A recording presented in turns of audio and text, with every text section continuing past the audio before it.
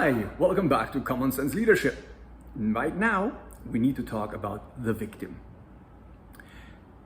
As a leader, we must be aware that sometimes we ourselves have got certain victim programs in our head. And definitely, when we work with people or in the family, we definitely statistically will find people that have been educated to operate on a victim mindset. So again, let's go back. How did somebody get programmed to actually operate like a victim? When babies are born, up to a certain amount of months, year plus 2 years, babies are incredibly honest. Allow me to explain. Are babies honest or polite? Interesting question, right? Babies are honest but not polite. What? Okay, you have a baby, and you're watching TV, and the baby gets hungry. The polite baby would say, Daddy or Mommy is watching TV, I'm gonna wait for the break, and then I'm gonna say, excuse me, I'm hungry, by crying or by making noises as a baby would to make sure that somebody understands I need to be fed. That's not gonna happen.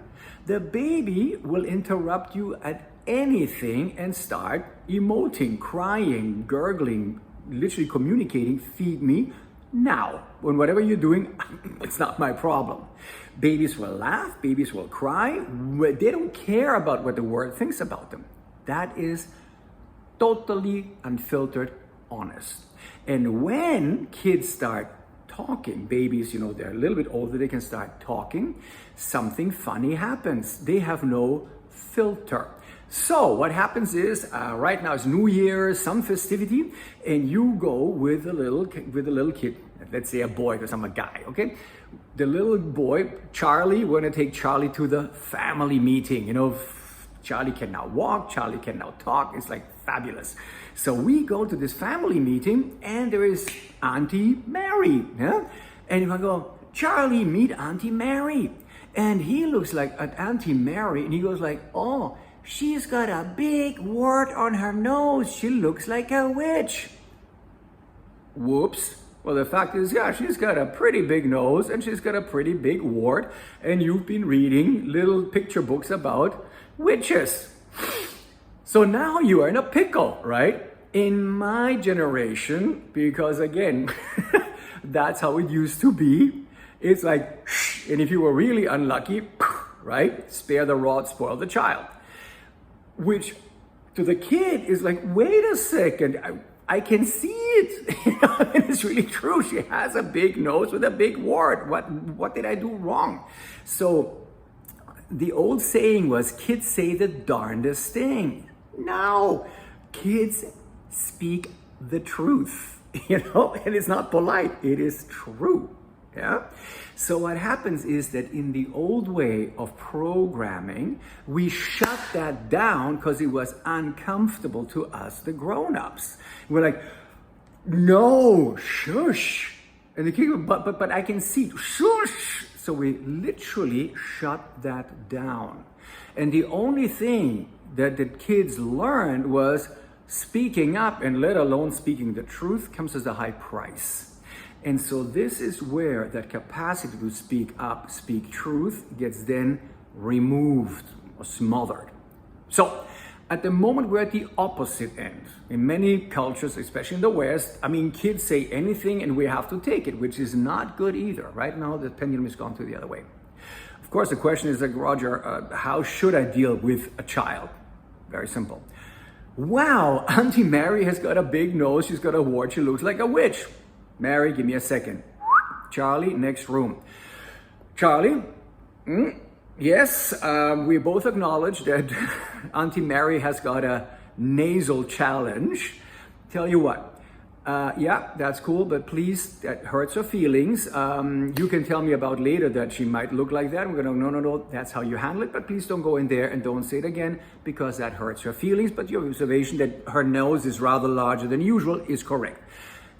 Now, if you go in there, Charlie, and you go la, rules and consequences, the rule how we navigate a situation like that is that yes, we can speak about it amongst us and make sense of it, great. But if you go out there and hurt her feelings by going, nah, nah, nah, you look like a witch, then you're going home, immediately no cake. That is how you help a young brain to actually go like, that is the observation is correct. How do I handle the observation in a way that is manageable for everybody?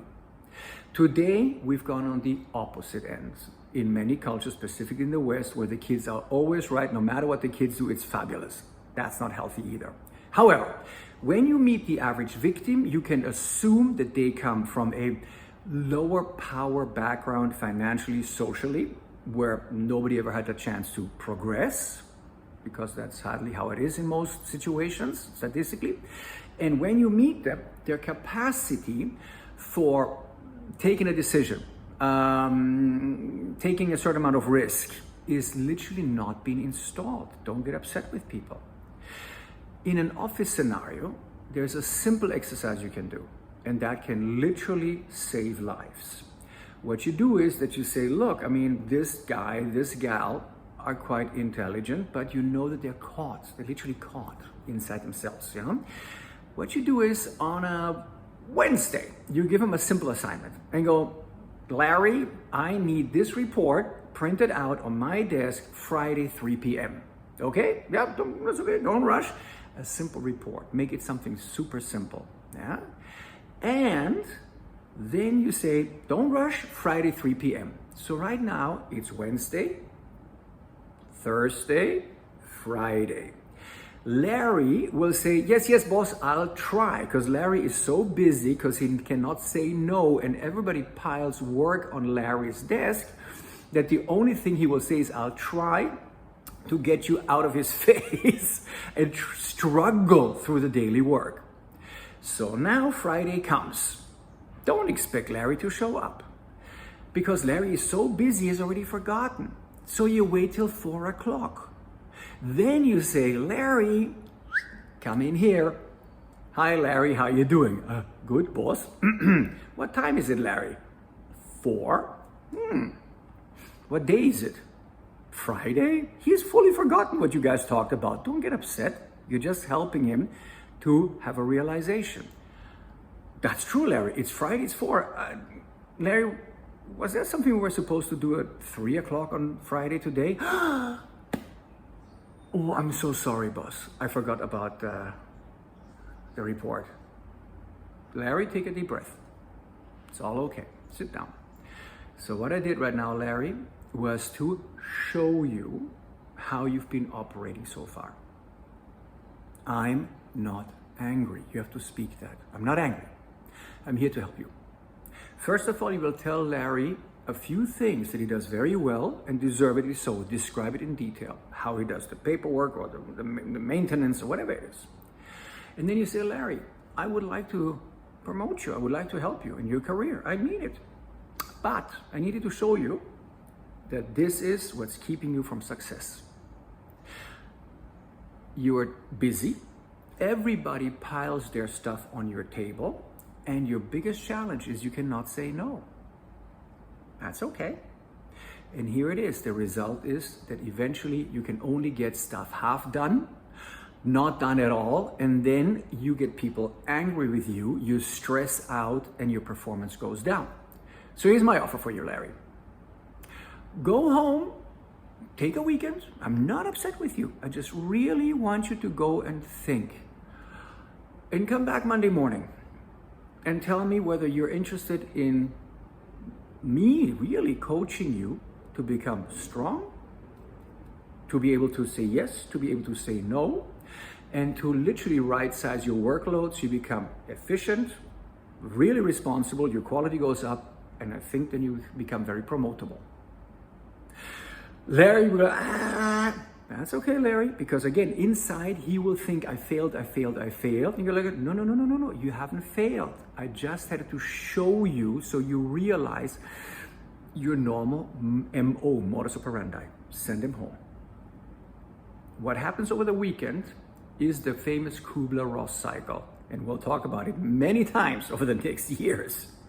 Denial, anger, depression, acceptance, new action. When he walks in the office, oh my God, no, I didn't mean it, I'm sorry. That's denial. Yeah.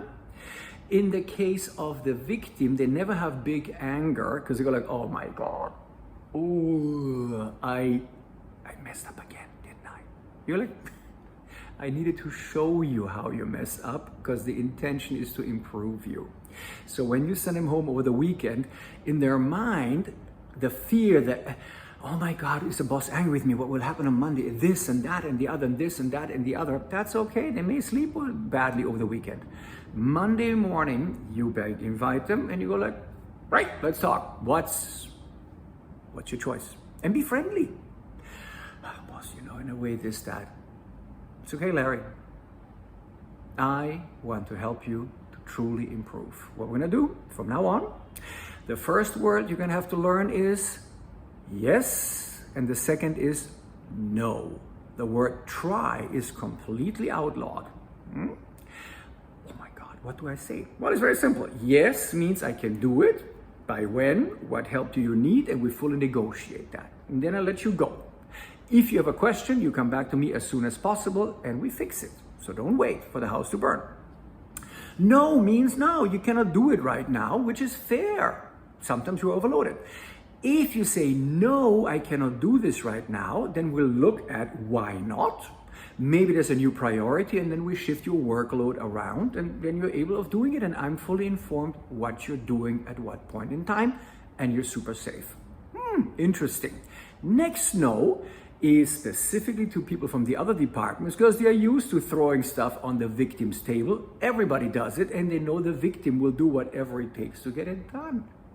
So then you say somebody else comes from the other department, you're totally okay to say no because right now my workload is so full. Talk to my leader, that's you.